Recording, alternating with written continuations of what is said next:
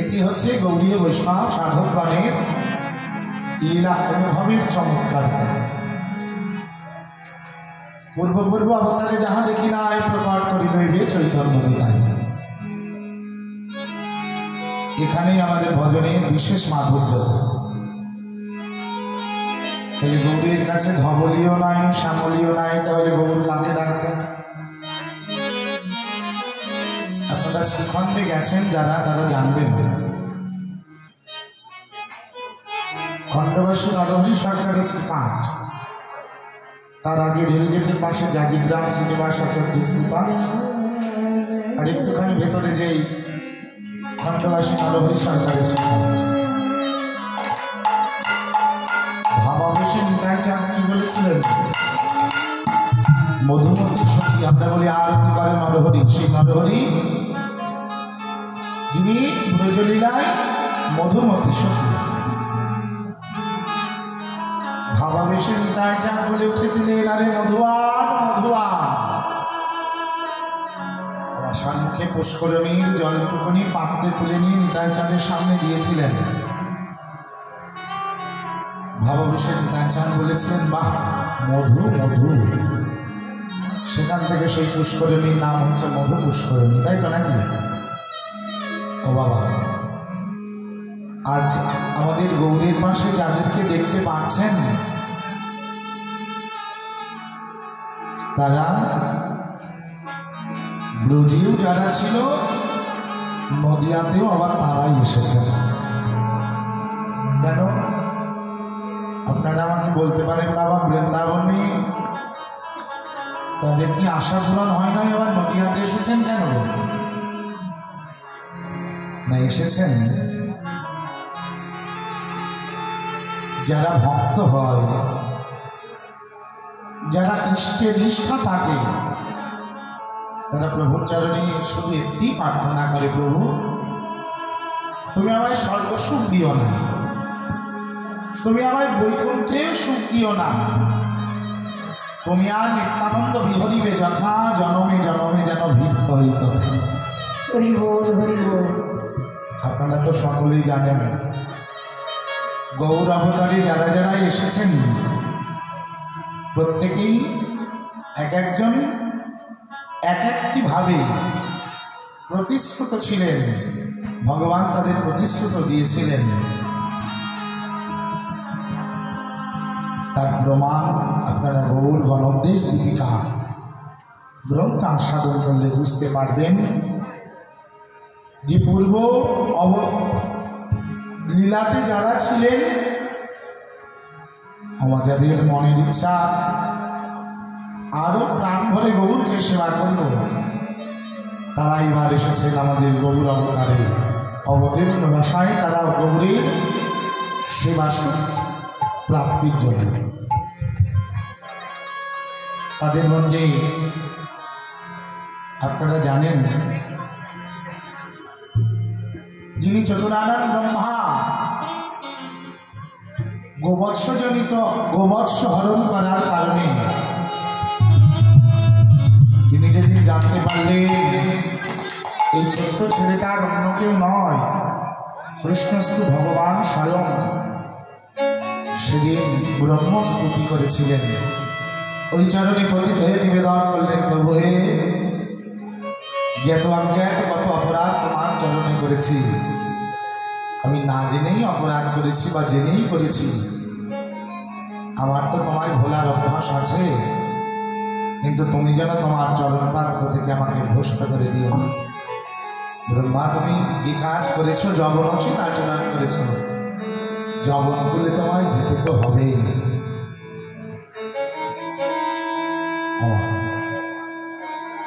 তবে তুমি যদি আমার ব্রজভূমি আবার কোনো জায়গায় জন্ম দাও, প্রভু কি করবে জানো? যেখানে সারাদিন পরে ব্রজবাসীরা এসে গোধেনু চারণ করে এসে চরণটি ধৌত করে যে প্রস্তর খণ্ডের ওপরে, পাথর খণ্ডের ওপরে, বৃন্দাবনের সেই পাথর করে আমাকে জন্ম দিও, যাতে ব্রজবাসীর চরণ ধরেও আমি পাই। ভগবান সেদিন কথা দিলেন, ব্রহ্মা যে কাজ করেছ তুমি ভালো করো নাই, তবে মর্তভূমিতে তোমাকে যেতেই হবে। তবে সেদিন তোমায় ব্রাহ্মণ কুলে জন্ম লাভ করলেও যবন কুলে তোমাকে প্রতিপালন হতে হবে। যশোর জেলার বুরম গ্রামে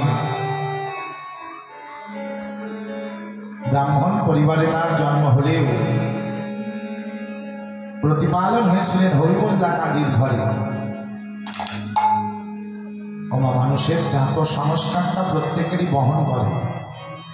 শাস্ত্রী বললেন, পূর্বজন্মে যদি তাকে কারো সাধু সংস্কার দেখিতে শুনিতে হয় বৈষ্ণবাচার। কোনো সন্তান সম্পত্তিকে বলেও গৌর গোবিন্দ ভজনের পথে আনা যাচ্ছে না। ওই ছেলেটাকে আমি আসলে ডেকে বুকের মধ্যে জড়িয়ে ধরলাম, দেখে ভালো লাগছে। কেন? জীবনের প্রভাত কাল থেকে হরিভজনের সন্ধান জেনেছে।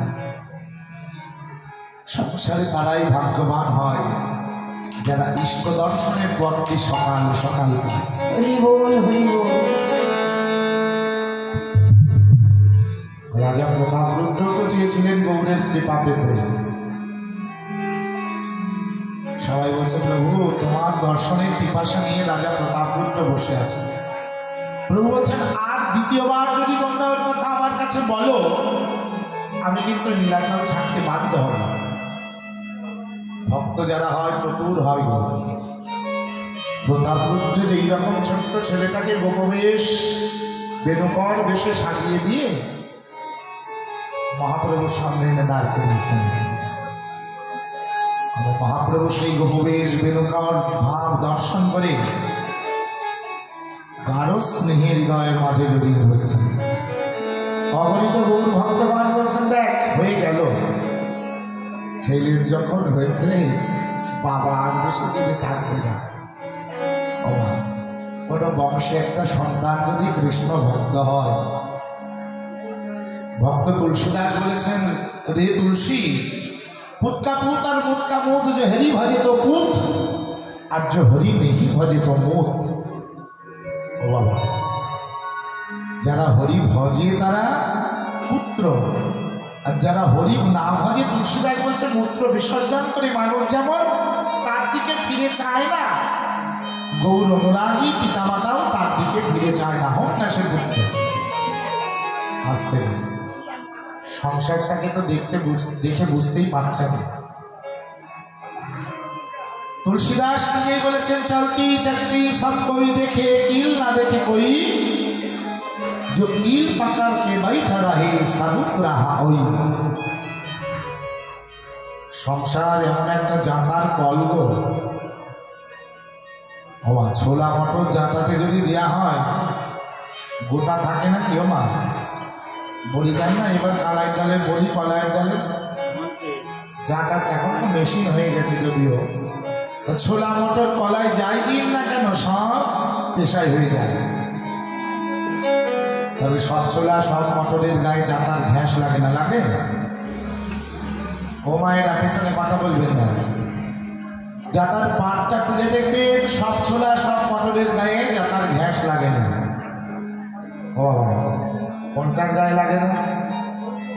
দেখবেন জাতার মধ্যে একটা ছোট্ট ফুটো আছে, যাত্রাটা ঘুরে দক্ষিণা গতিতেই হবে। কিন্তু কোন ভাগ্যবান ছোলা মটরের দানা একটু বামা গতিতে ঘুরে যদি এই ফুটোর গোড়ায় আশ্রয় নেয়, তার গায়ে কিন্তু যাত্রার ঘেঁষ লাগে না। লাগে না কিন্তু বাবা? সংসারে এমএ পাস, বিএ পাস, কত পাস, অভাব নাই। কিন্তু আপনার গর্ভজাত সন্তান, আপনার ঔরসজাত সন্তান যদি একটি হরিভক্ত হয়, ভাববেন আপনার কুলটি ধন্য হয়ে গেল। আমার গৌরচাঁদের এমনই প্রেমের বাজার, আমার গৌর গোবিন্দের এমনই প্রেমের হাত। দেখুন, জীবনে উকিল ব্যারিস্টার মুক্তার হওয়া যতটা সহজ ব্যাপার,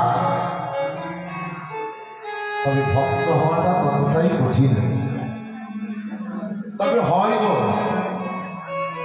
ভক্তপ্রবণ নারদার প্রকৃষ্ট প্রমাণ। শ্রীমদ্ ভাগবত মহাপুরাণে নারদ মুনি বলছেন, দেখো আমি তো ভক্ত ছিলাম না, আমি আমার মায়ের সঙ্গে, আমার মা একজন সাধক গৃহে, বৈষ্ণব গৃহে সেবা পরিচর্যার কাজ করতেন। মন দিয়ে শুনুন, উঠোনটা ঝাড় দিয়ে দিতেন, বাসনটা মেজে দিতেন। আমার মায়ের সাথে, ওই যে যারা মায়ের সাথে ধোয়াধুয়ি করছেন আস্তে কথা বলেন গো, জনিতাই, যারা মায়ের সাথে ধুচ্ছেন একটু আস্তে কথা বলেন। ভক্তপ্রবাদ নারদ বলছেন, আমি তো ভক্ত ছিলাম না, আমার মায়ের সঙ্গে একদিন দুই দিন ওই আশ্রমে যেতে যেতে কৃষ্ণ ভক্তের স্বভাবটি কেমন গো। চরিতামৃতে সুন্দর কথা বলেছেন, বৌদ্ধ ম্লেচ্ছ পুলিন্দ সাগর, তার মধ্যে মনুষ্য জাতি অতি অল্পতর, তার মধ্যে বহুত বেদাচারী, বেদাচারীগণের মধ্যে বহুত কর্মনিষ্ঠ, কোটি কর্মনিষ্ঠের মধ্যে একজন জ্ঞানী শ্রেষ্ঠ, কোটি জ্ঞানীর মধ্যে একজন মুক্ত, কোটি মুক্তের মধ্যে একজন সুদুর্লভ কৃষ্ণ ভক্ত। অতএব ভক্ত হয় শান্ত, আর ভক্তি, মুক্তি, সিদ্ধি, কামী সকলই হয় অশান্ত। কাটার মুখটা মসৃণ করে কেউ দেয় না, শুরু থেকেই হয়, হরি বল হরি বল। তাই তো নাকি? তবে পূর্বজন্মের কিছু সংস্কার থাকা দরকার। ভক্তগণ নারদের এই শান্তসুলভ আচরণ দেখে সাধুরা কেউ বলেন, খোকা আমার একটু আনন্দের জল এনে দিবি বাবা। কেউ বা বলেন, খোকারে আমাকে একটু গৌর গোবিন্দ অর্জনের তুলসী তুলে দিবি বাবা। নারদ মুনি বলছেন, কারো বা কলমটা এগিয়ে দেওয়া, কারো কমণ্ডলুতে করে একটু জল আনতে আনতে সাধুদের কৃপা কটাক্ষ আমার প্রতি পড়ে গেল। আর সাধুদের কৃপা কটাক্ষ যখনই পড়ল, আমার মন থেকে বিষয় বাসনা আস্তে আস্তে দূর হতে শুরু। হরি বল হরি বল। আর সাধুরা মধ্যাহ্নকালে ভোগ লাগিয়ে মাধুকরী প্রসাদ যখন পান, তাদের পাদের উচ্ছিষ্ট প্রসাদ আমার জন্য একটু করে তারা দেখে যান, দেখে বলে, খোকারে এই যে প্রসাদ। আর এই প্রসাদ পেতে পেতে আমার হৃদয়ের দুর্বাসনা, ভক্তের পদরজ, ভক্তের পদজল, ভক্তের ভুক্ত অশেষ তিন সাধনের মহামহম। প্রসাদ পেতে পেতে আমার হৃদয়ের অজ্ঞানতা যেন দিনে দিনে পরিষ্কার হতে শুরু করে। তবে যে কটা মাস আমি সাধুদের সেবা করেছিলাম, সেই মাসটি ছিল চাতুর্মাস্য ব্রতের মাস। আর সেই ব্রতের মাসের সাধকের কিঞ্চিত সেবার গুণে আমার হৃদয়াকাশে বুঝলাম কিঞ্চিত প্রেম ভক্তির বাতাবরণ লেগেছে। হরি বল হরি বল। কিন্তু সাধুরা যাওয়ার সময় আমাকে কিছু বেদগুচ্ছ কথা আমাকে বলে গেলেন। কি বললেন? ও খোকা, এই অনিত্য সংসারে তোর আপন বলে কেউ নাই রে। জীবনের মুখ্য উদ্দেশ্য হরি ভজন করা। তবে বেরিয়ে যা, যত তাড়াতাড়ি পারি সংসার কারাগার ছেড়ে চলে যা। কিন্তু আমি মনে মনে ভাবলাম, সংসারে আমার পিতাটা কাল পেয়েছে, একমাত্র জনম দুঃখিনী মা আমার সংসারের একমাত্র। আমি মায়ের মা বলা ধন। আমি যদি আমার কাঙালিনী অভাবিনী মাকে কাঁদিয়ে চলে যাই, সংসার বলবে আমি সংসারকে ফাঁকি দিয়ে হরিভজনের পথে গেলাম। কিন্তু আমি দিনে দিনে ভাবতে শুরু করলাম, কবে সংসার বন্ধন আমার মোচন হবে। একদিন দৈব আমার প্রতি এতটাই প্রসন্ন হলেন, একদিন ঝড় বৃষ্টির রাতে গোদুগ্ধ দহন করতে যে আমার মাকে কাল রূপী সর্বতে গ্রাস করে দেয়। আমি মনে মনে ভাবলাম আমার তো জগতে আর আপন বলে কেউ থাকলো না, অতএব আমার আর পিছু টান দেওয়ার কেউ নাই। আমি হরিভজনের নিমিত্ত গন্তব্য উদ্দেশ্যে রওনা দিলাম। হাঁটতে হাঁটতে হাঁটতে হাঁটতে চলে এলাম বদরিকার আশ্রমে। সেই পূর্ব সিদ্ধ সাধুদের বাক্য অনুযায়ী আমি হরিভজনে ধ্যানাসনে বসে যোগাগ্নিতে আমার এই পাঞ্চভৌতিক দেহটা পরিত্যাগ করি। তবে আমি হলাম বিষ্ণু পার্ষদ। এখানে দাঁড়িয়ে আমরা কি বুঝবো গো? মনুষ্য সংসারে গৌর গোবিন্দ অর্চনের দ্বারা যা না হয়, ভব বৈষ্ণব চরণ রেণু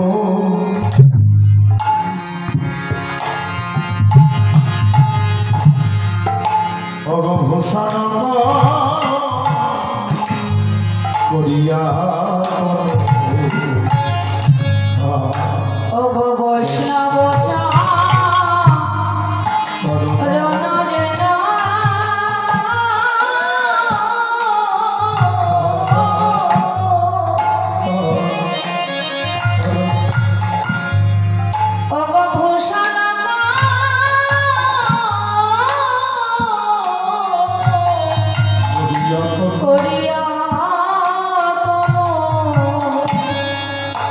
সাধুগুরু বৈষ্ণবের চরণ রেণু হরি বল হরি বল হরি ভূষণ করিয়া সাধুগুরু বৈষ্ণব শরণ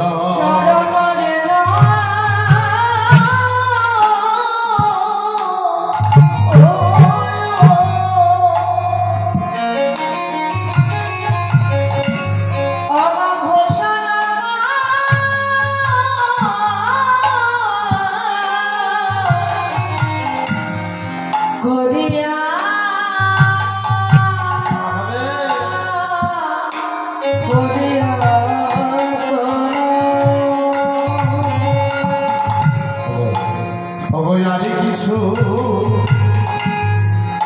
কিছু নহে বল বন্ত,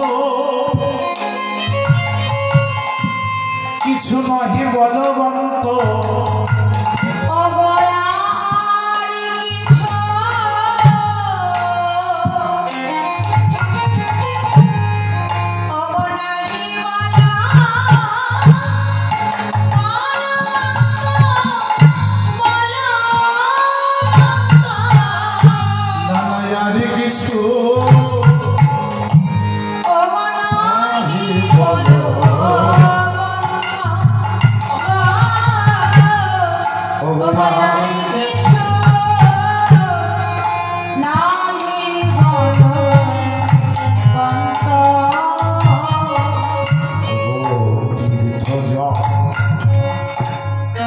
পবিত্র গুণে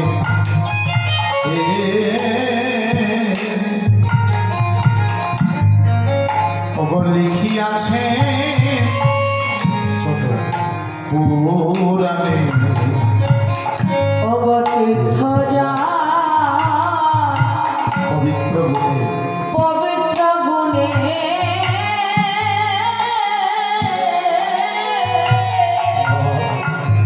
ওগর লিখিয়াছে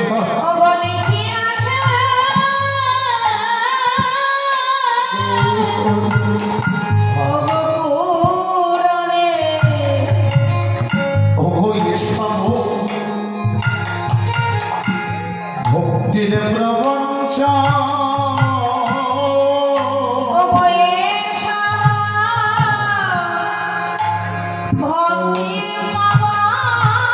গৌর হরিবল ভগীর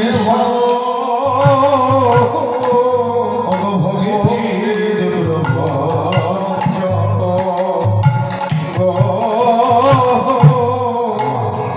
তাহলে কি করতে হবে? বৈষ্ণবীর পাদদম সমনহে ঈশ্বর ওগো বৈষ্ণবের বৈষ্ণবের পাদ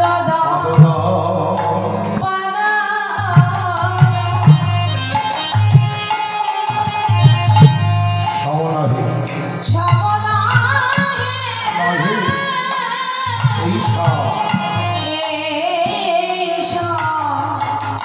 ওগো যাতে হয় ওগো বাঞ্ছিত পুরা ওগো যাতে হয় বাঞ্ছিত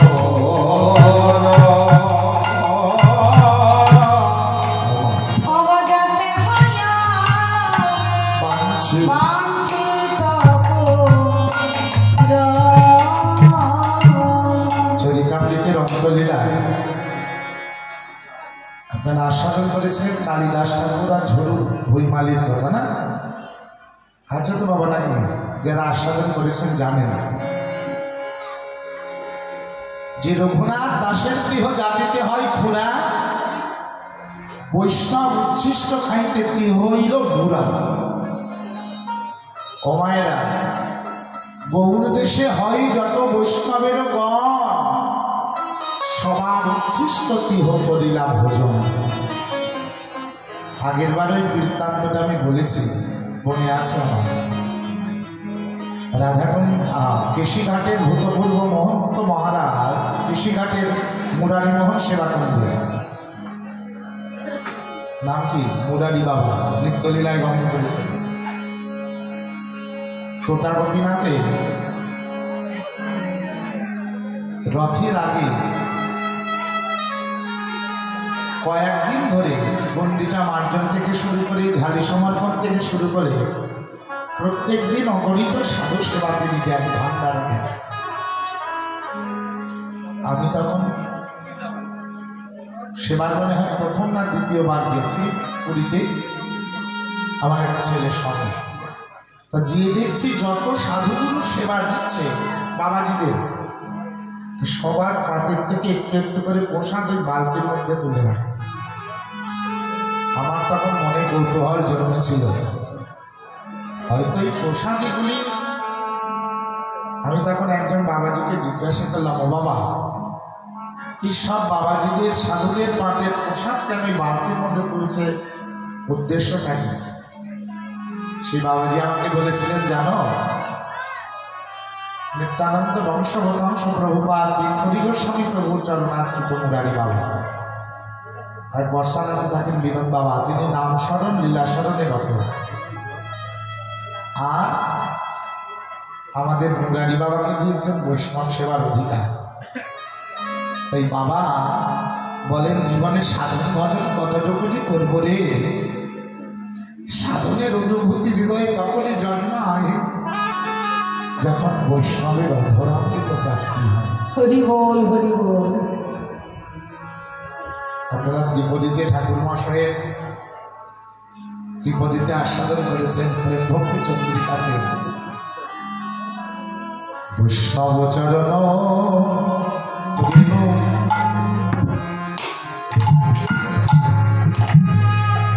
ভূষণ দিয়া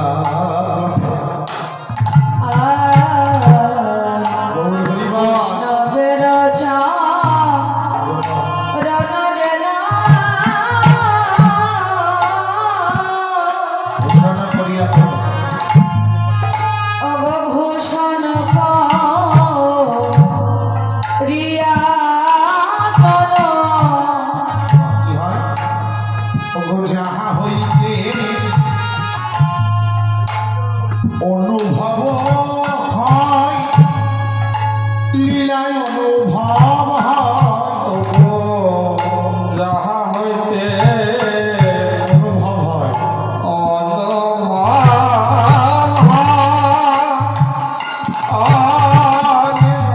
অনুভব হয়, যাহা হতে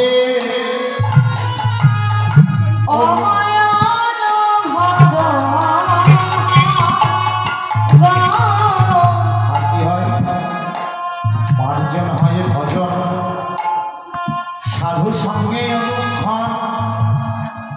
ও বাবা, ধরুন যে জগটাতে জল দিচ্ছে, জগটা যদি পিতলের হতো, 1 বছর ঘরে ফেলে রেখেছেন, বছরের পর বের করলে জগে জল খেতে রুচি আসবে? আসবে নাকি বাবা? আসবে? কেন আসবে না? মাজা ঘষা তো হয় না। হরি বল হরি বল। তা কোটি জন্মের অমার্জিত হৃদয় গৌর গোবিন্দ ভজনের অযোগ্য হৃদয়টি তখনই যোগ্য হয়ে ওঠে যখন বৈষ্ণব চরণ ধুলি দাঁড়ায়, বৈষ্ণব অধরামৃত দাঁড়ায়, বৈষ্ণব চরণামৃত দাঁড়ায়, এই হৃদয়টি মার্জিত হয়। কালিদাস ঝরু ভুই মালি বলতে গেছে কেন? গৌর দেশে হয় যত বৈষ্ণবের গণ, সবার উচ্ছিষ্ট দেহ করিলা ভোজন। একদিন উত্তম আম্রফল ভেট নিয়ে তিনি ঝরু ঠাকুরের বাড়ি যে দেখছেন পত্নী সহিত কেহ আছেন বসিয়া, বহু দণ্ডবাস মতি স্তুতি করিল কালিদাসের দেখি। কালিদাস দেখবা মাত্রই ঝরু ঠাকুরকে ঝরু ঠাকুর দেখবা মাত্রই কালিদাসকে উত্তম একটি আসন দিয়েছেন। কেন? উচ্চ কুলোদ্ভব, তার উপরে বৈষ্ণব। বলছেন ঠাকুর, তুমি যখন কৃপা করে আমার এই কর্ণকুটিরে এসেছ, আমি তোমায় কোন প্রকার সেবা করতে পারি বলো? বলছে সেবা যদি তোমার করার ইচ্ছা হয়, এই কৃপা করো, তব পদ রজ দেহ মোর মাথে ধরো। তোমার কেমন সে লাগলো? এটা হচ্ছে বৈষ্ণব দর্শন, বৈষ্ণব দর্শনের অনুভূতি। রামকৃষ্ণ বাবা রাধাকুণ্ডের মদনমোহন মন্দিরের প্রাণকৃষ্ণ বাবা ব্রজের একজন বিশেষ সন্ত। বিনোদ বাবা প্রণাম করছেন, উনি ওনার চরণের দিকে ধরছে আর ওনার মাথাটা ওনার চরণের দিকে ধরছে। কি প্রেম বলুন! কেন? মহাপ্রভু নিজেই বলেছেন, তৃণাদপি শুনিছেন তরীব সহিষ্ণু না অমানিন মানিন কীর্তনীয় সদা। আমাদের গৌরীয় বৈষ্ণব দর্শনটা অনেক কঠিন। ঠাকুর যদি তোমায় কৃপা করতে হয়, কৃপা করো, তব পদর যদি মোর মাথায় ধরো, তোমার চরণটা আমার মাথায় ধরো। শুনি ঠাকুর ভাই হচ্ছে মার কহিতে না জুয়াই, আমি নিচু জাতি তুমি সুসজ্জনরা, আমি নিজ জাতি। কালিদাস বলছে কে নিজ আর কে উচ্চ তুমি কি করে জানবে? শাস্ত্রে বলছেন যিনি চতুর্বেদ পড়েন, 1 বেদ পড়লে বেদী, 2 বেদ পড়লে দৌবেদ, 3 বেদ পড়লে ত্রিবেদী, 4 বেদ পড়লে তাকে বলে চৌবেদ। তাহলে যিনি 4টি বেদ অধ্যয়ন করেছেন কিন্তু কৃষ্ণ ভজন করে না, চণ্ডালহ বিদিতে শ্রেষ্ঠ হরিভক্তি পরায়ণ বাবা, তাহলে তুমি কি করে বলতে পারলে যে তুমি নিয়ে চারা আমি উচ্চ? এই কথা কেন বললে? ত্রিভুবন যশাবে এমন যজ্ঞ করেছিলেন ধর্মরাজ যুধিষ্ঠির, তাই তো নাকি বাবা? বাবারাই গল্প এই বৃত্তান্তটা জান, হরিকথা আসরে প্রায় বলা হয়। তার যজ্ঞবেদীতে ভগবান শ্রীকৃষ্ণ বসে আছেন, একটি নকুল এসে যজ্ঞবেদীতে গলা দিচ্ছেন বেজি, আর নিজের অঙ্গটা প্রত্যক্ষ দর্শন করছেন। কেন? দেখছে তার অঙ্গটা অর্ধেক শোনা হয়েছে, অর্ধেক হয়নি। যুধিষ্ঠির বলছে প্রভু সখা এ কেমন অনুভূতি আমি বুঝতে পারছি না, আমাকে বুঝিয়ে দাও। বাবা এমনি পারে বলছে বুঝতে পারছো না, তাহলে নকুলটাকে ডাক দাও। অনুকূল তোমার হৃদয়ের অনুভূতিটা কি গো? বলছে কেন? বলছে তুমি এই যজ্ঞের বেদিতে গলা দিচ্ছ, ভস্য গায়ে মারছ, নিজের অঙ্গটাকে দর্শন করছো, তোমার মনের ভাব কি? বলেন প্রভু পূর্বে এক কোনো যজ্ঞ বেদিতে গলা দিয়ে আমার অর্ধ অঙ্গ শোনা হয়েছে, আর আখ্যান অঙ্গ শোনা হয়নি।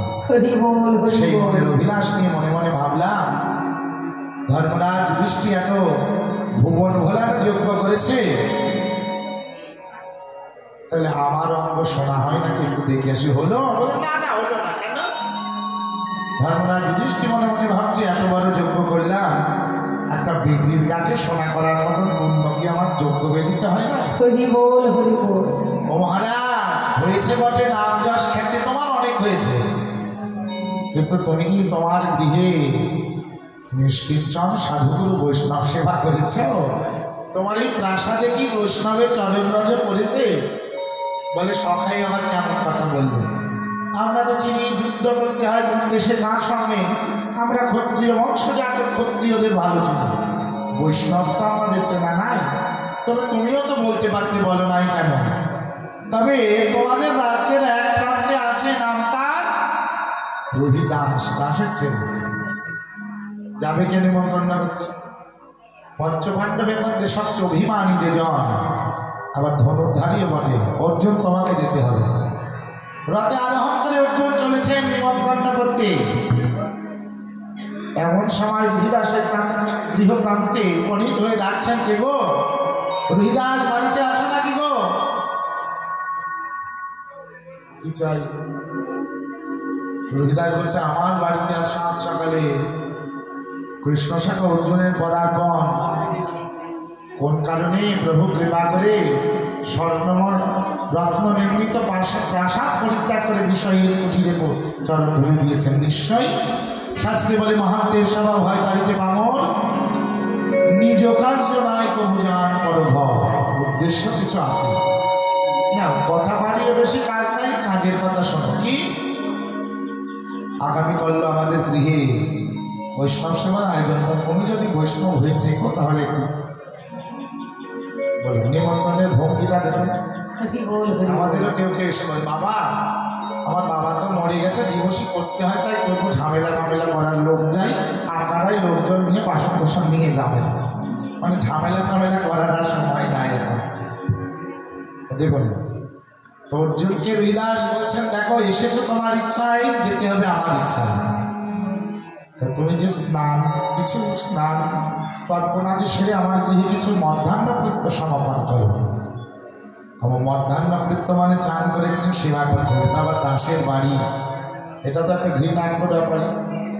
বলছে সহস্তে পাক করে তুমি সেবা করো, তাতেও রাজি, কিন্তু সেবা তোমায় করে যেতে হবে। চান করবে কিসে গো? চামড়ার বাটিতে তেল ঘৃণা করে নিয়েছেন, চান করবো কোথায়? এমন স্রোতস্বিনী নদী না, বদ্ধ জলাশয়, তার মধ্যে আবার চামড়া ভেজানো। রহিদাস বলছে, প্রভু নামো না কেন? বেলা যায়, ভোজন করো। ছি রহিদাস, তোমার স্পর্ধার আমি যাই বলি হারি, একটা একটা করে তুমি অন্যায় বাক্য আমার প্রতি করছো। প্রভু কেন? কৃপা করে একটু অবগাহন করুন। চামড়াটা যখন একটু সরিয়ে দিয়েছেন, দেখছেন রহিদাসের ওই চামড়া ভেজানো জলের মধ্যে পতিত পাবনী গঙ্গা।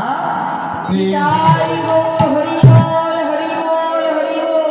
অর্জুন তুলে দাঁড়িয়ে স্তম্ভিত হয়ে বলছেন, মা পতিত পাবনী, মর্তভূমিতে তোকে পতিত পাবনী বলে বলে তুই কিনা রহিদাসের চামড়া ভেজানো জলের মধ্যে আশ্রয় নিয়েছিস। মা গঙ্গা, মা আমার বলছেন, মকর বাহিনী গঙ্গা বলছে, অর্জুন গুণীজনার সঙ্গ করলে, পণ্ডিতের সঙ্গ করলে তারও কিছু পাণ্ডিত পাস, তবে তুমি সঙ্গ করেছ বটে, সঙ্গের গুণ তোমাতে জন্মায় নাই। কেন জানো? এই জলজগতে কারো মৃত অবসোচ, কারো বা জাত অবসোচ, সব ধুয়ে মুছে দিল আমার জল। আমি প্রভুর কাছে গিয়ে বললাম, প্রভু আমি পরিত্রাণ পাবো কি? সে আমার একটা উদ্ধারের উপায় করে দেন। সেদিন প্রভু বলেছিলেন, ও মা, মর্তে যেদিন কোনো নিষ্কিঞ্চন সাধুগুরু বৈষ্ণব তোমার জলে আসবে মা, সেদিন বৈষ্ণব চরণ ধুলি অঙ্গে মেখে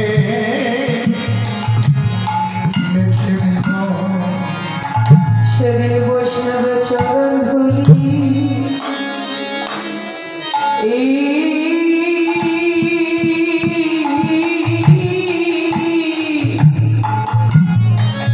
বৈষ্ণব চরণ ধুলি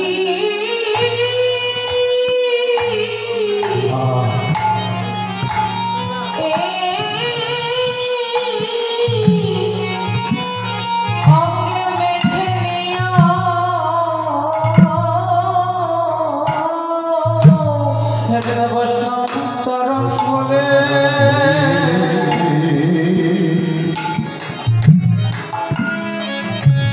ধরি অঙ্গে মেখে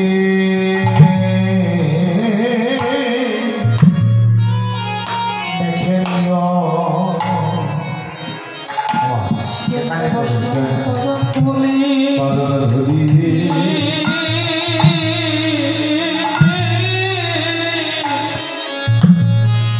চরণ ধুলি মেখে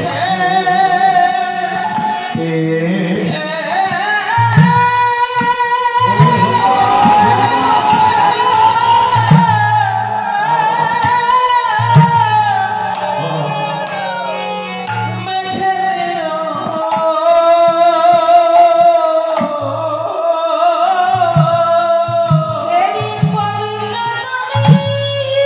তুমি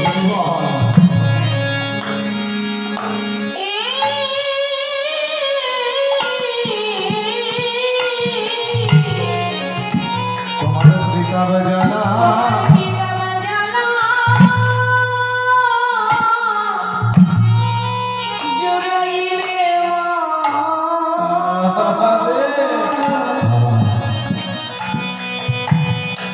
বৈষ্ণবের চরণ বলে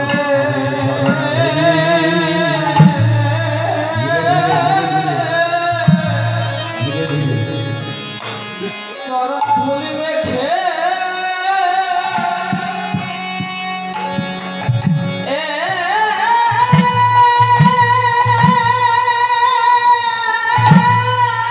গৌর হরিবল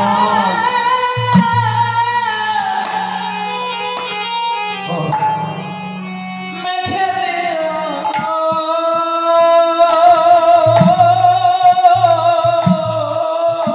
শ্রীমদ্ ভাগবত মহাপুরাণ স্বয়ং কবিল দেবী কর্তব্য ঋষি দৌরসী একে একে 9টি কন্যা সন্তান গ্রহণ করলেন জন্মগ্রহণ করলেন কর্তব্য ঋষি যখন হরি ভজনের দিকে যাচ্ছে তার আপন গৃহিণী তাকে বলছেন স্বামী তুমি তো সংসার সমুদ্রে আমাকে ডুবিয়ে দিয়ে যাচ্ছ এই সংসার সমুদ্র পার হওয়ার জন্য আমাকে কিছু দিয়ে যাও হরি বল হরি বল সেদিন কর্দম ঋষি বলেছিলেন সাধ্বী ওগো তুমি ব্রত করো ওমা এই গর্ভটা শুদ্ধ না হলে সেই গর্ভে কখনো একটি কৃষ্ণ ভক্ত সন্তান জন্ম নিতে পারে না হরি বল হরি বল আমার ভক্ত নয় এসেছেন ভগবান স্বয়ং কপিল রূপে স্বয়ং কপিল দেব রূপে এসেছেন তিনি সেই পুত্ররূপী ভগবান তার কাছে নিজের মা কে দেখে যে বলছে খোকা রে খোকা রে এই সংসার সমুদ্র আমি কিসে পার হব আমাকে একটু বলে দে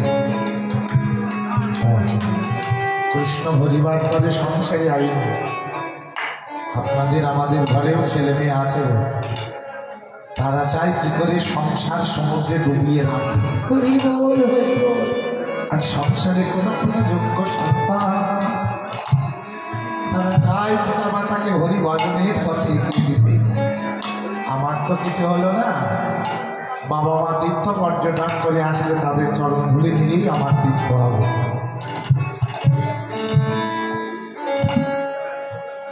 ভগবান পুত্ররূপী ভগবান বলেছিলেন ওমা সাধুরা আমার প্রাণ আমিও সাধুদিগের প্রাণ তুমি নিরন্তর সাধু সঙ্গ করো আপনারা বলতে পারবেন বাবা বৈষ্ণব চরণ ধরিতে এমন কি আছে প্রায় আধা ঘন্টা হয়ে গেল আপনি বলছেন বৈষ্ণব চরণ ধরি আপনি মানতে বৈষ্ণব পাদতকের এত মহিমা যার দেওয়ার দ্বারাই পাওয়াইল কালিদাসের প্রভুর কৃপাসী চরিতামৃত তো মিথ্যা নয় সেই কালিদাস যবে নীলাচলে আইলা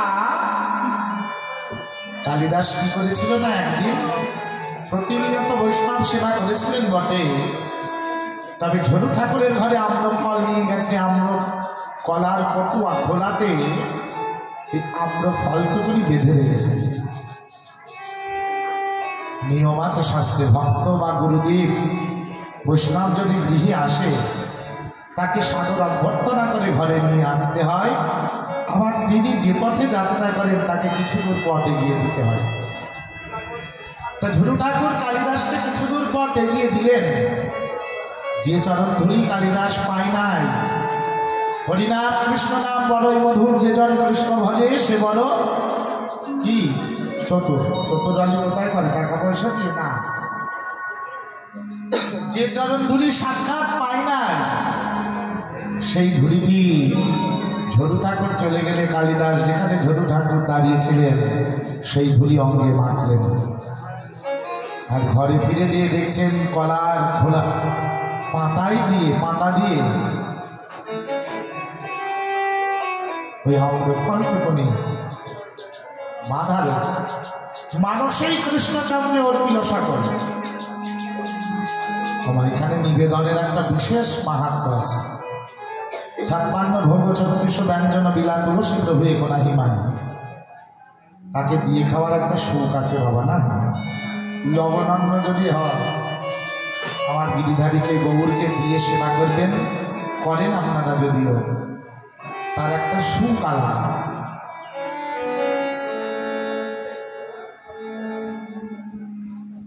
মানুষে কৃষ্ণচন্দ্রে অর্পণ করে নিজে তো পেলেন, পত্নী সহিত পেলেন। সেই আটিয়ার মাকলটা উচ্ছিষ্ট গর্তে ফেলেছেন।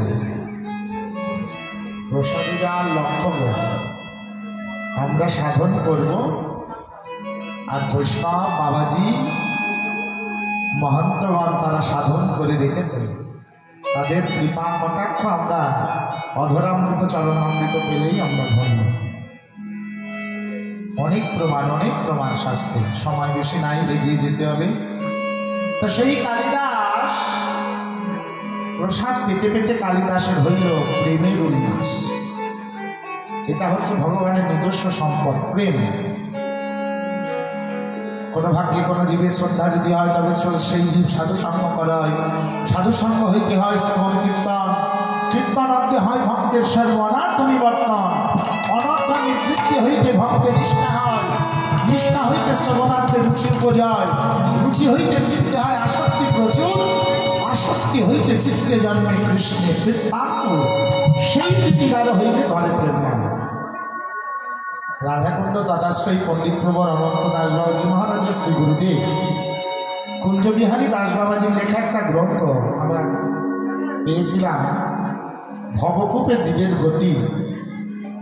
এই গতিকে বোঝাতে মহাজন এই 9টি ধাপযুক্ত ময়ীর তুলনা দিয়ে সাধু সঙ্গের বৈষ্ণব সঙ্গের মহিমা তিনি বর্ণনা করেছেন। ও বাবা, তাহলে সেই কালিদাস প্রসাদ পেতে পেতে মহাপ্রভু মহাপ্রেমের উল্লাস হলো। সেই কালিদাস যবে নীলাচলে আইলা, মহাপ্রভু জগন্নাথ মন্দিরে যান প্রত্যেক দিন, যেখানে চরণ ধৌত করে যান, 22 প্রসাদ নিচে এক নিম্ন গাড়ি। বৈষ্ণব পদগুলি বলছেন, যেখানে প্রাণী মাত্রে লইতে পারে সেই পদজল, কোনো ভক্ত লয় করি কোনো ছল। ওই চরণামৃত কালিদাস 1 অঞ্জলি 2 অঞ্জলি দিল। এতাবাদ মহাপ্রভু তাকে নিষেধ করিল, এই এতাবাদ সকল বাঞ্ছা কৃষ্ণ তোমার পূরণ করেছে, আমার তোমার কি মনের ইচ্ছা বলো। মধ্যাহ্নকালে প্রত্যেক দিন প্রসাদী পাত্রটা, এটা হচ্ছে গুরু বৈষ্ণবের অহৈতুকী কৃপা। ও গুরুদেবের প্রসাদী বস্ত্র নেওয়া সহজ, প্রসাদী নির্মাল্য নেওয়া সহজ, প্রসাদ পাওয়া সহজ, কিন্তু প্রসাদী বেশ পাওয়া সহজ, কিন্তু মর্যাদাটা রাখা আবার একটু কঠিন ব্যাপার। কেন না, কালিদাস প্রত্যেক দিন প্রসাদী অবশিষ্ট পাত্রটা পান গোবিন্দ দাস। আজকে কত ভাগ্যবান, মহাপ্রভু ইশারা করে ইঙ্গিতে বলছে আজকের প্রসাদী পাত্রটা কালিদাসকে দাও। চরিতামৃতে এখানে দাঁড়িয়ে কবিরাজ গোস্বামী পাঠ বলছেন, দেখো দেখো বৈষ্ণব শেষ ভক্তনের এতটা মহিমা, যার দ্বারাই পাওয়াইল কালিদাসের প্রভুর কৃপা সীমা। তাতে বৈষ্ণব ঝুটা খাবো ছাড়ি ঘৃণালা, তাতে বৈষ্ণব ঝুটা খাও ছাড়ি ঘৃণালা, যাহা হইতে বাঞ্ছিত পূর্ণ হবে সব কাজ। ভক্তের পদ রজয়ার ভক্ত পদ ভক্ত পদ ভক্ত ভুক্ত অবশেষের সাধনের মহা সাধনের মহামহব এই দিন সেবা হইতে কৃষ্ণ প্রেমা প্রেম মহা সর্ব শাস্ত্রে ভিকারিয়া নয়। আমার মতন অযোগ্য অধম, অধম বলতে গেলেও যোগ্যতা থাকতে হয়, অধম হতে গেলেও যোগ্যতা থাকতে হয়। তবে সাধু গুরু বৈষ্ণব চরণে দাসের এই নিবেদন, এই নিবেদন ষোড়শ দুর্লভ মনুষ্য জনম পেয়েছিলাম বটে, গৌর গোবিন্দ ভজনের যোগ্য জনম পেয়েছিলাম বটে, কিন্তু গবাদি পশুকে চান করাতে যখন নিয়ে যায়, গায়ে মশা মাছ গান অনেক কিছু থাকে, যতক্ষণ চান করে তখন গায়ে বসে না, উঠে আসলে আবার বসে। হরি বল হরি বল। আমার মতন মায়া পিশাচির অনেক দোষ, নাহি সুকৃতি লবণেশ। তবে তোমরা তো দয়ার ঠাকুর, সাধুগুরু বৈষ্ণব, বৈষ্ণব ঠাকুর মোর করুণার সিন্ধু, ইহকালের প্রেমদাতা পরকালের। নিতাই গৌর হরি বল হরি বল হরি তবে বল। এই জন্মটা বাবা বলে মালে কোনো রকম চলে গেল, আগামীতে যদি কোনো জন্ম পাই, ওই সাধুগুরু বৈষ্ণব যেন বৈষ্ণব দ্বারে আমার পুকুর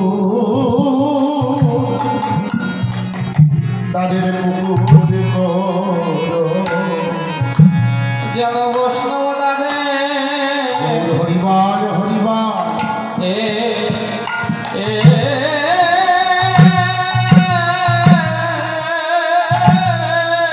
হরি বল হরি বল। বৈষ্ণব দানে কুকু ও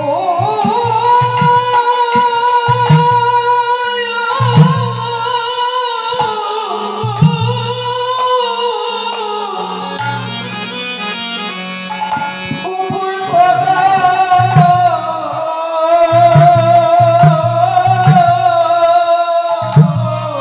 জন বৈষ্ণব দ্বারে পুকুর হরিব যেন বৈষ্ণব গানে গৌর হরিনাম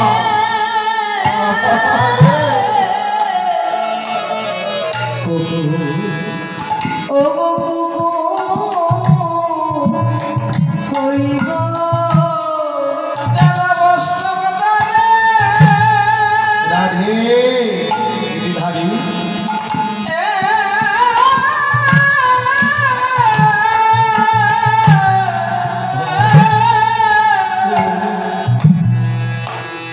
বৈষ্ণব দানে কুকুর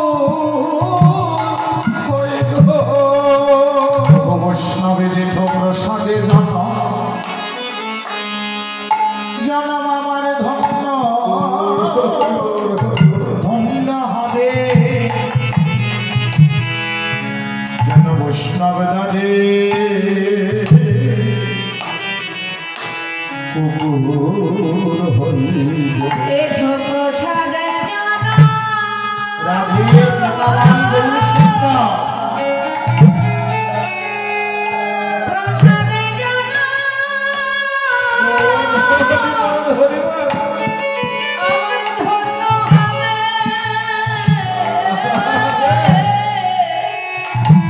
যেন বৈষ্ণব একজন বৈষ্ণব গানে কুকুর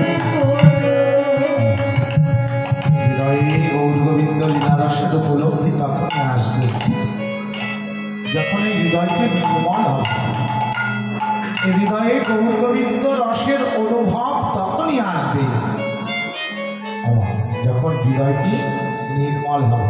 প্রথমে বললাম লীলা হচ্ছে নিত্য, অদ্যাবধি সেই লীলা করে গোরা রাম। কোনো কোনো ভাগ্যবান লীলা দেখিবারে পায়। ও মা, তাহলে অদ্যাবধি লীলা করে গোরা রাগ করে, এটা কি বর্তমান, ভবিষ্যৎ নাকি অতীত? কোন কাল? বর্তমান কাল, প্রেজেন্ট, একেবারে বর্তমান, পাস্ট বা ফিউচার নয়। তাহলে আজও নিত্যলীলা চলছে। তবে সেই লীলারসের উপলব্ধি তখনই আমার হৃদয়ে আসবে যখন হৃদয়টি আমার স্বচ্ছ হবে, নির্মল হবে। বৈষ্ণব পদকবি দর্শন করছেন গৌরের ধাম। গৌর ধবলি শ্যামলি বলে নাকে ডাকছেন গো। ধবলি কারা গো? ডাকে আই ধবলি আই শ্যামলি, আই ধবলি আই শ্যামলি, আই ধবলি আই শ্যামলি, ডাকে আই ধবলি আই শ্যামলি, ধর ধর কৃষ্ণ নামের বলি, আই ধবলি আই শ্যামলি। ও ধর ধর কৃষ্ণ নামের বলি, আই ধবলি আই শ্যামলি। এই যে ধবলি ওই গাভীগুলো নয় গো, এই যে আমার মতন বলি, ধর ধরে কৃষ্ণ নামের বলি, আই ধবলি আই শ্যামলি। বলি ধর ধর কৃষ্ণ নামের বলি, আই ধবলি আই শ্যামলি। তোরা আমি কত রবি মায়াই ভুলি, আই ধবলি আই শ্যামলি। বলি আমি কত রবি মায়ায় আমার গৌর ডাকে বাহু তুলি, আমার গৌর ডাকে বাহু তুলি, আর কত রবি মায়ায় বলি, আমার গৌর ডাকে বাহু তুলি। আই ধবলি আই শ্যামলি। অবা কৃষ্ণ ভজব বলে এসেছিলাম, কিন্তু অভজনে অসাধনে গোনাদিন পুরায় যায় দেখে আমার গৌরসুন্দর যেন আমার মতন পাপক প্রদীপকে ডাকছেন, ওরে ধবলি শ্যামলি। আমার গাভী নয়, আমাকে ডাকছেন, আমাদেরকে ডাকছেন, ধবলি শ্যামলি। আর তবে কি দিয়ে ডাকছেন? যেন সিঙাবেন হো মুরলী গো। ওগো সিঙাবেন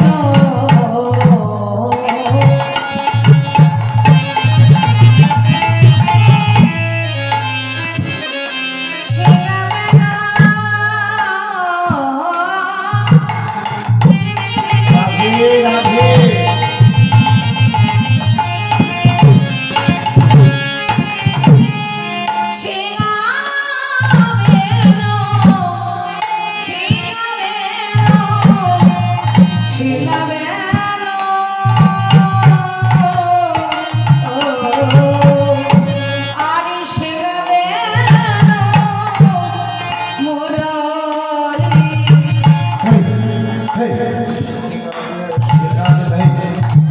সিঙাবেন হই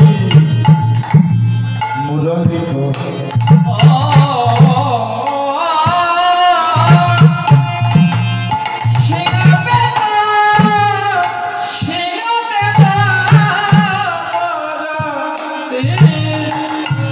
ভব করিয়া জয় ধনী ধনী গো।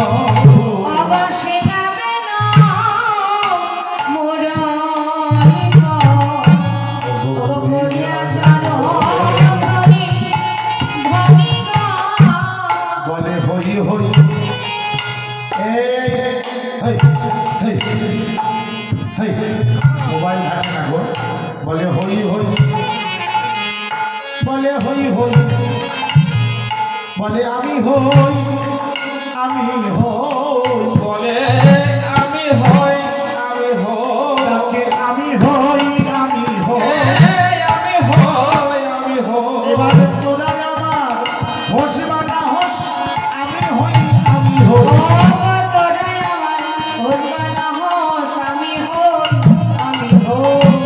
কি হয়? দেখুন কত সুন্দর। সিঙাবেন মুরলী গো করিয়া জয় ধ্বনি। আপনারা গৌরীর মূর্তিটা তো সবাই দেখেছেন, হ্যাঁ? নবদ্বীপে ধামেশ্বর গৌরকে কে দেখেছেন? হাত তোলেন দেখুন।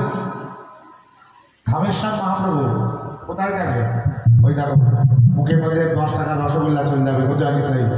সারা রাত কোথায় গেছিলে গো? মা মুখটা আসারই কথা। আজকে যে ঠান্ডার পরিবেশ আছে না, গৌরের মূর্তিটা যারা দর্শন করেছেন, সব জায়গায় কি এক মূর্তি নাকি? মহাপ্রভু পাড়ায় নবদ্বীপে এইভাবে দাঁড়িয়ে আছে গৌর, তাই তো নাকি? ঝন্টু বাবা কি বলছো? আবার হরিসভা পাড়ায় যে দেখবেন মডার্ন রূপদীপর কাছে হরিসভা পাড়া, সেখানকার গৌর আবার এইভাবে নৃত্যরত, নাটুয়া গৌর, তাই তো নাকি বাবা? আবার কোথাও কোথাও দেখবেন গৌর সংকীর্তন ধরে দাঁড়িয়ে আছে। তাহলে গৌরের কত রকম ভাব, কত রকম বেশ। এখানে গৌর আবার সিংহা পেলে কোথায়, মুরলী পেলে কোথায়? তাহলে কি করছেন? সিংহা বাজাচ্ছেন না কি বাজাচ্ছেন? যেন বদন বাজাইছে, বদন বাজাইছে, বদন বাজাইছে, বলি বদন বাজাইছে, অব সিংহা বেনুর মতন করে বদন বাজাইছে। অগ সিংহাবেনুর মতন করে, বাবা বেশি গৌরাবা, বলি সিংহাবেনুর মতন করে, বাবা বেশি গৌরাবা, অগ সিংহাবেনুর মতন করে, বাবা বেশি গৌরাবা, অগ সিংহাবেনুর মতন করে, বাবা বেশি গৌরাবা। বদন বাজাইছে।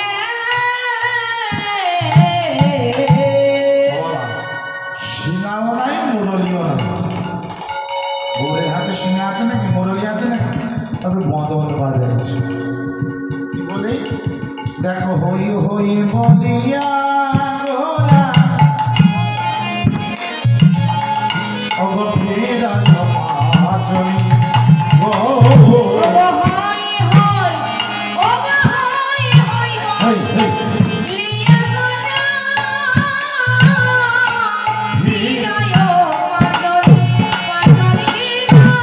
এই যে বলে আমি হই, আমি হই, বলি আমি হই, আমি হই, আমি হই, আমি হই, আমি হই, আমি হই। বলি আমি হই, আমি হই, অগত্যরায় আমার হোস বানা হোস, আমি হই, আমি হই। তোরাই আমার হোসনা হোস, আমি হই, আমি হই। ও বাবা, গৌর আমাদের কে হন গো? কে হন গৌর? আপনাদের যদি প্রশ্ন করি গৌর কে হয় আমাদের, বলবেন কি আবার আমাদের পাড়ার ছেলে নবদ্বীপে, চিনি না আমরা? নবদ্বীপ মহাপ্রভু পাড়ায় থাকেন, ও তো আমাদের ঘরের ছেলে। এটাও যেমন গৌর আমাদের কে না হয় তাই বলুন তো, হয় না?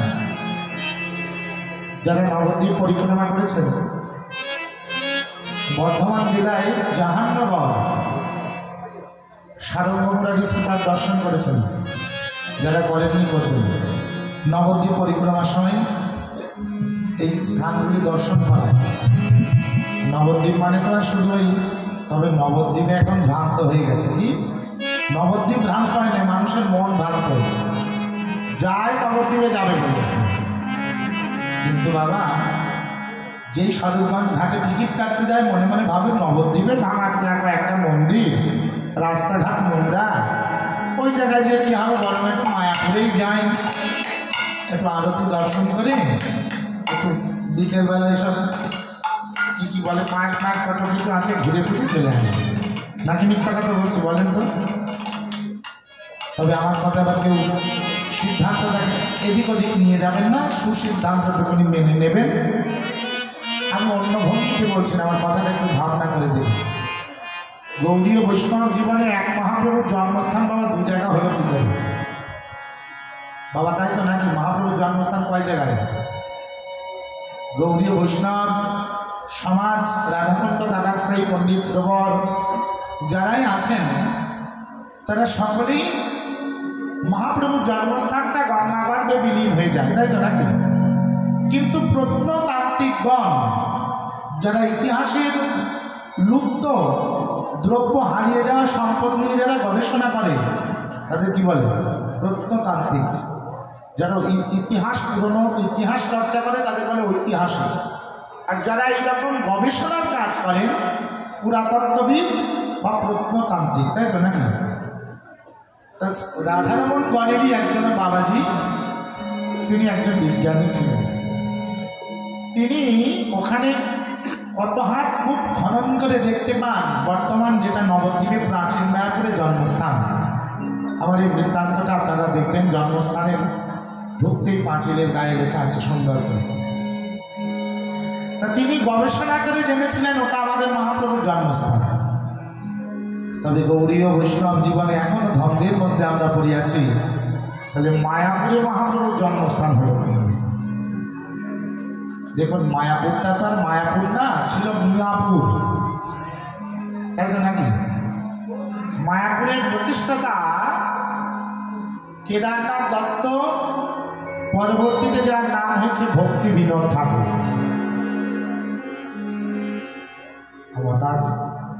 তাদের আমাদের সমাজের তাদেরকেও আমরা শ্রদ্ধা করি। সম্প্রদায়ের প্রণালীতে বসিয়ে রেখেছেন ভক্তি বিনোদ ঠাকুর, এই কথা সত্যি। কিন্তু ভক্তি বিনোদ ঠাকুরের গুরুদেব কখনোই বৈষ্ণব সার্বভৌম সিদ্ধ জগন্নাথ দাস বাবাজি নন। গৌড়ীয় বৈষ্ণব জীবনে এগুলো তার সাথে করলে বুঝতে পারবে।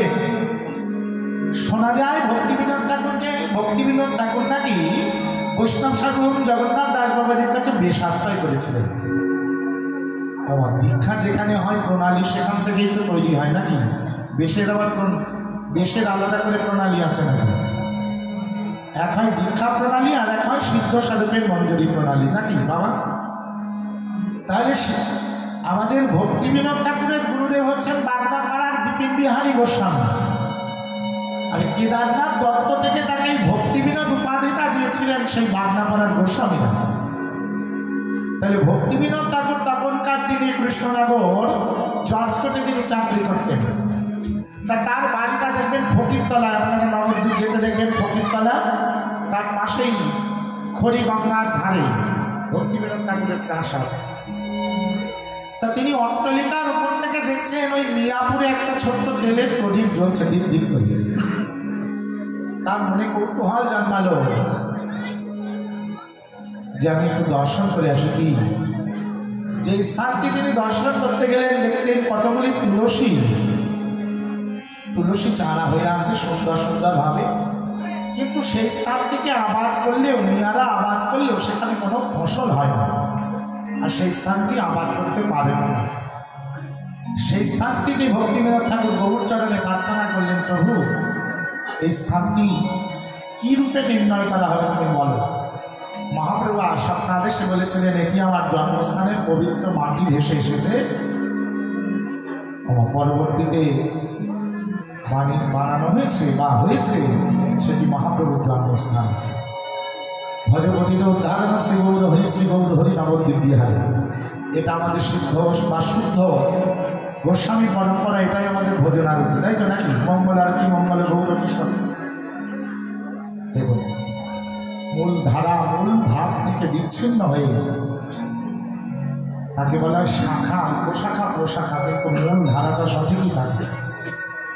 আমার কথা কেউ রাগ করবেন না, অন্যভাবেও নেবেন না। তাহলে আমরা জনজাগতিক দিকে দৃষ্টি হলেও আপনারা নবদ্বীপকে, আমরা নবদ্বীপ শুধু ওই নবদ্বীপ ধাম নয়, 9টা দ্বীপের সমাহার হচ্ছে আমাদের নবদ্বীপ। তাহলে জাহ্নবরে যে দেখবেন শ্রীপাঠ সারঙ্গ মুরারি শ্রীপাঠ, তার সেবিত বিগ্রহ, কথাটি কোথা থেকে এলো? আমি হই গৌর কার না কি হয় তার প্রমাণ দেব। তো সারঙ্গ মুরারি শ্রীপাঠে মহাপ্রভু প্রত্যেক দিন কোথায় জাহ্নবর আর কোথায় মহাপ্রভু বাড়ি ভালো করে মনে করে দেবেন। প্রত্যেক দিন হেঁটে হেঁটে দর্শন দিতে যেতেন সারঙ্গ মুরারিকে। একনিষ্ঠ সেবক প্রভু দিয়ে বলছেন, কি গো সারঙ্গ, তোমার তো এখন বয়স হয়েছে বাবা, 2-4টে শিষ্য করো, ভক্ত করো, তোমার এই পরবর্তী সেবাটা কে চালাবে? আমাদেরও বাবা 2-4টে বললে আবার অপরাধ হবে, 2-4টে আছে, তবে আসা যাওয়া করে সেই কয়দিন, যেই কয়দিন সমাজে প্রতিষ্ঠা না পায়, আর যেই একটা সমাজে প্রতিষ্ঠা পেয়ে যায় বলে হ্যাঁ ওরকম গন্ডায় পাওয়া যায়। আবার সমাজের একদল আছে বলে, ও গুরুদেব কি দিয়েছেন, ভালো দেয়নি, হাই আমি আবার তোকে দিচ্ছি। তৎকালীন সময়ে এইরকমভাবে বৈষ্ণব জগৎ ছিল না। আমার কথা কেউ রাগ করবেন না। গুরুদেবের অপূর্ণ যদি কিছু পেতে হতো, গুরুদেবের স্বাক্ষর লাগতো, বা গুরুদেবের অনুমতি সাপেক্ষ ছিল যে তুমি আলাদা কোনো জায়গায় বৈষ্ণবের কাছে জানতে পারো। তো সারঙ্গ মুরারি মহাপ্রভু বলছে তুমি 2-4টে শিষ্য করো জয়নিকায়। সারঙ্গ মুরারি বলছে প্রভু আমি কারো দাসত্ব করে পারলাম না, আমি আমার কামকে শিষ্য করব, যার সেবা সেই পাঠাবে, আমার কোনো দরকার নেই। এই বলতে বলতে সারঙ্গ মুরারি জীবনের শেষ প্রান্তে এসে পৌঁছেছেন। আজকে সকাল সকাল মহাপ্রভু দিয়ে বলছে ও সারঙ্গ তোমাকে প্রত্যেক দিন বলি একটা শিষ্য করো, একটা শিষ্য করো, শোনো না কেন? সারঙ্গ আজকে মনের রাগে বলছেন যাও সারঙ্গ দেব, আগামীকাল প্রত্যুষে উঠে আমি যার বদন দর্শন করব তাকেই আমি শিষ্যরূপে গ্রহণ করব। সকালবেলায় গৌর স্মরণ করতে করতে স্মরণে নব গৌর চন্দ্রনাগর বনহারি গৌর গোবিন্দ শ্রী গুরু বৈষ্ণব হরিচরণ ঠাকুর বৈষ্ণবগণ এইরকম গুনগুন গুনগুন করতে করতে অর্ধনিমিলিত নেত্রে তিনি গঙ্গায় গিয়ে দাঁড়িয়েছেন। পতিত পাবনী গঙ্গার জলকে মস্তকে স্পর্শ করে আমার কাণ্ড ঘটেছে কি দেখুন, ওইদিকে ঘটে নাই, ঘটনা এদিকে ঘটেছে, ওই দিক তাকাবেন না, এদিকে তাকান দয়া করে। তো যখন সারঙ্গ মুরারি ডুব দিয়ে উঠেছেন দেখছেন একজন কি যেন গায়ের সঙ্গে স্পর্শ হয়েছে, অপবিত্র ভেবে সরিয়ে দিচ্ছেন। দেখছেন অরুণ বসন পরিহিত, ললাটে তিলক, মস্তকটি মণ্ডিত, স্কন্ধে যজ্ঞসূত্র, স্কন্ধে ভিক্ষার ঝুলি, একটা কলার ভেলাতে শোয়ানো, তাতে আবার কিছু পত্রও লেখা আছে। কি? ছেলেটির উপনয়ন সংস্কারের দিন। ব্রাহ্মণের সন্তানের যখন উপনয়ন হয় তখন কি করা হয়? মস্তক মুন্ডন করে যজ্ঞোপবীত আচার্য ঠাকুরকে দিয়ে ধারণ করে অরুণ বসন পরিহিত হয়ে আগেকার দিনে 7 দিন এইরকম ঘরে রাখতে হয়। তারপরে আচার্যের কাছ থেকে ভিক্ষার মা ভিক্ষা দিয়ে নিয়ে ঘরের বাইরে আসবেন। তো সেই রাত্রেই তাকে সর্পাঘাত করেছে। তার বাবা কলার ভেলাতে করে ভাসিয়ে দিয়েছেন আর লিখে দিয়েছেন আমার এই মৃত ছেলেকে যদি কোনো গুণী গুণগান জানা ব্যক্তি ওঝা ভালো করতে পারেন তবে আমার এই সম্পদ আমি তাকে দান করব। আমার মরা ছেলে সারঙ্গ মাথায় হাত দিয়ে বলছে গৌরহরি কি তোমার ইচ্ছা গো? কাল বললাম আগামীকাল প্রত্যুষে উঠে গঙ্গায় যে আমি বা চলার পথে আমি যার বদন দর্শন করব তাকেই শিষ্য করব। আর এই কি তুমি শিষ্য দিলে, আমার দিলে তো দিলে মরা ছেলে কেন দিলে? আমার এখানে তো গুরুদেবের পরিচয় গো, ভবব্যাধি দূরীকরণের ঔষধ আছে আমার গুরু গৌরাঙ্গের কাছে। মরাকেও বাঁচিয়ে তুলতে পারেন তারা। মরা ছেলেটিকে বুকের মধ্যে জড়িয়ে ধরে সারঙ্গ কর্ণে কৃষ্ণ নাম দিয়েছেন। দেওয়ার সঙ্গে সঙ্গে মৃত ছেলেটি চেতন পেয়ে সারঙ্গ মুরারির চরণখানে বুকের মাঝে জড়িয়ে ধরেছেন। বাবা বাবা বলতে বলতে সারঙ্গ বলছে খোকারে কার ছেলে তুই, তোর ব্যক্তি পরিচয় কি? ছেলেটি বলছে প্রভু নয়ন মেলে আমি তো মরেই ছিলাম, তবে নূতন জীবন দান করেছো, আজ থেকে তুমি আমার পিতা, তুমি আমার মা। গুরুদেব তুমি যদি কৃপা করে তোমার চরণ প্রান্তে থেকে আমায় দূরে সরিয়ে দাও, আমি কোথায় যেতাম বলো? গুরু গো যেন চরণ ছাড়া করো না গো, যেন চরণ ছাড়া রাধে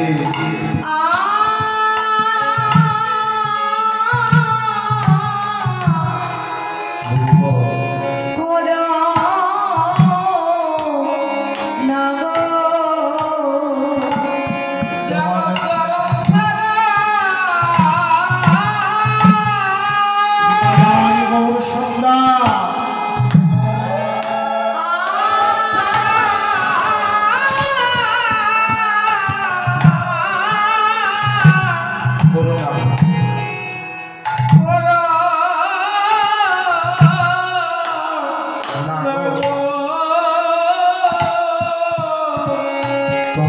চরণ ছাড়া বলো আমি কোথায় যাব গুরুদেব চরণ ছাড়া যেন আমায় বলো না গো। চরণ ছাড়া কৃপাময় গুরুদেব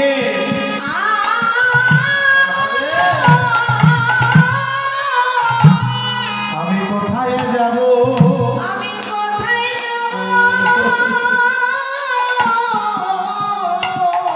যেন জনম ছাড়া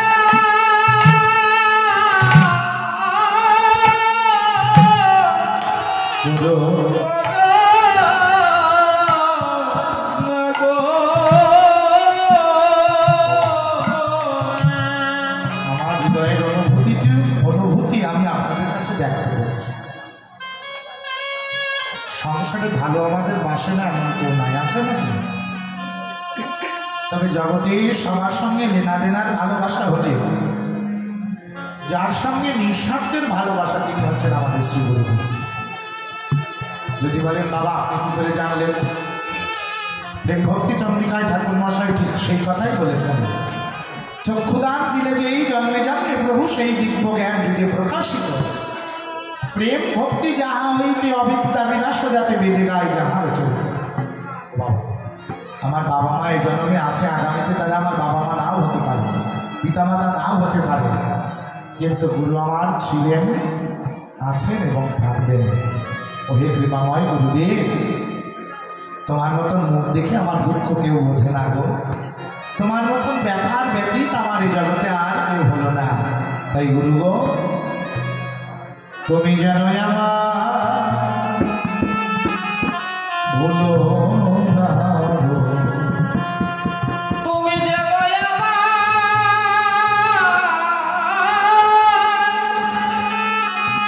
ভুলো গুরু গো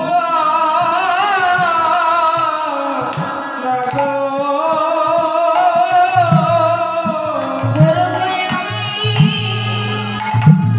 ও গো আমি ভুলে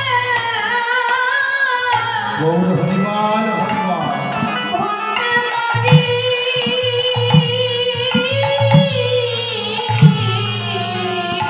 তুমি যেন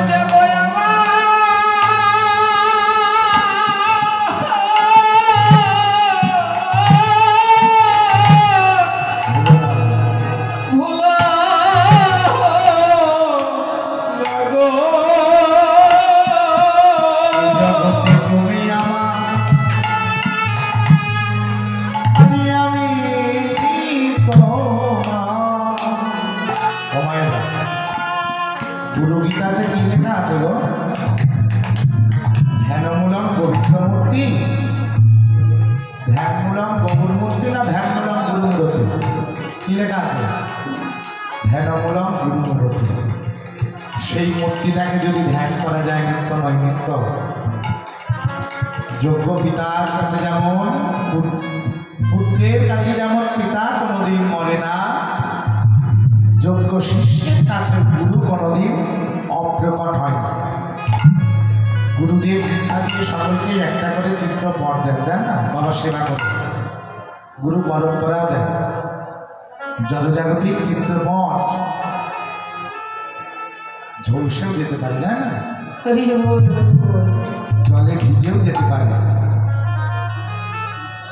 কিন্তু মানুষ পটে যার ধ্যানের মূর্তির ছবি আঁকা হয়ে যায়। এই মানুষ পটে যারা শ্রী গুরু মূর্তিকে ধ্যানে এঁকে নিতে পারেন, সে ছবি বাবা কোনোদিন মুছে যায় না, যেন সদাই ঝলমল ঝলমলে গজে, সদাই ঝলমল ঝলমল করে সদাই ঝলমল ঝলমলে ও গো গজে। সদাই ঝলমল ঝলমল করে ভাব যার হয়েছে সেই তো জানে, সদাই ঝলমল ঝলমলে এ ভাব যার হয়েছে সেই তো জানে বলিয়ান জনিতা জানবে বলি যার হয়েছে সেই তো জানে যার হয়েছে সেই তো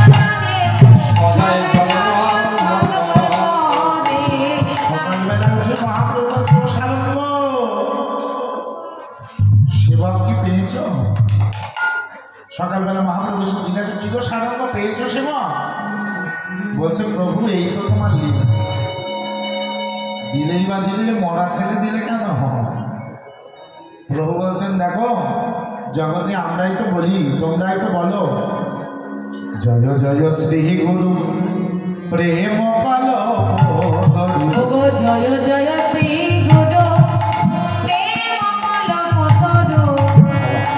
গুরু প্রেম কল্পতরু না, গুরু কল্পতরু। ভবব্যাধি দূরীকরণের ওষুধ তো তোমাদের কাছেই আছে, আছে না? নাম চিন্তামণি দিয়ে কত মরাও বেঁচে উঠছে না সংসার। আমার মরা দেখুন, একটা মৃতদেহকে যদি আপনি এই ভাটায় চূর্ণী নদীর ধারে ফেলে দেন, রাধাকুণ্ড তথাশ্রী পণ্ডিত প্রভুর অনন্ত দাস বাবাজির সাধুকে হরিকথা 10টি খণ্ড, তার চাই 10টি তো না, কটা যেন আনলাম একদিন, অনেক।